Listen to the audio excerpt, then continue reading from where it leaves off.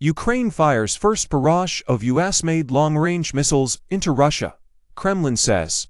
President Biden gave Ukraine permission to use the weapons on Russian soil. Moscow says Ukrainian forces have taken advantage of President Biden's green light and launched 6 US-made ATACMS Army tactical missile systems into Russian territory Tuesday. Russia says it shot down 5 of the missiles and damaged the 6th. It added that debris landed in the area of a Russian military facility, but that no casualties or damage beyond a small fire. A U.S. official confirmed the overnight strike to Fox News. The attack came just 2 days after President Biden approved Ukraine to use American long-range missiles on Russian soil, an escalation that Russian President Putin previously indicated would be an act of war. According to a senior U.S. official, Biden's decision was spurred by the Russian decision to invite 10,000 North Korean soldiers into the fight against Ukraine in Kursk. A second official told Fox that it is unclear if Biden plans to approve the use of the missiles outside the Kursk region.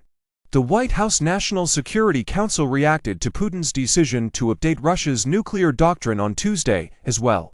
As we said earlier this month, we were not surprised by Russia's announcement that it would update its nuclear doctrine. Russia had been signaling its intent to update its doctrine for several weeks.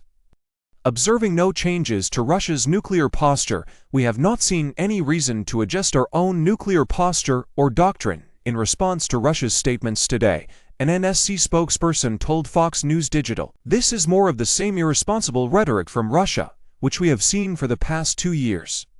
As we said to Russia weeks ago, Russia's use of DPRK soldiers in combat operations against Ukraine presents a significant escalation of its war of choice against Ukraine, and we warned that the United States would respond. The statement continued.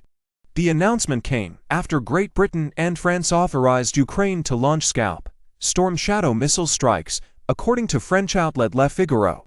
Putin has previously said that giving Ukraine the green light on missile use would effectively mean that the US and NATO are in the war. Flight assignments for these missile systems can, in fact, only be entered by military personnel from NATO countries. Ukrainian servicemen cannot do this, and therefore, it is not a question of allowing the Ukrainian regime to strike Russia with these weapons or not. It is a question of making a decision whether NATO countries directly participate in the military conflict or not, Putin said in September. If this decision is made, it will mean nothing less than the direct participation of NATO countries, the United States, and European countries in the war in Ukraine, he added. Meanwhile, President-elect Trump's transition team is expected to soon announce a peace envoy to assist in negotiations between Ukraine and Russia. Trump argued on the campaign trail that he could solve the conflict before entering office.